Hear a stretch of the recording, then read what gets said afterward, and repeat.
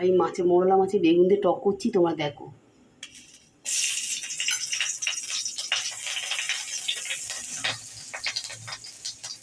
এই বেগুন দিচ্ছি,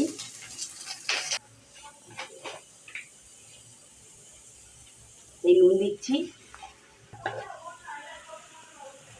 এর হলুদ দিচ্ছি, নেড়ে দিচ্ছি, আর আমি জল দিয়ে দিচ্ছি।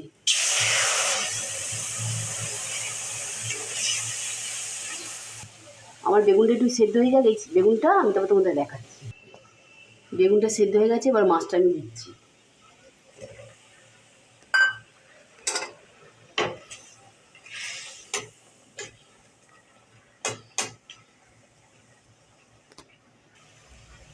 এখন বেগুনটা আলু মাছটা একটু সেদ্ধ হয়ে গেছে, এবার পাকা কাঁচা তেঁতুল জলটা দিয়ে দিচ্ছি।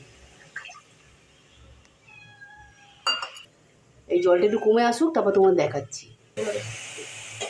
আমার মৌরলা মাছের টক হয়ে গেল বেগুন দিয়ে। তোমার যদি ভালো লাগে সাবস্ক্রাইব করে দিও।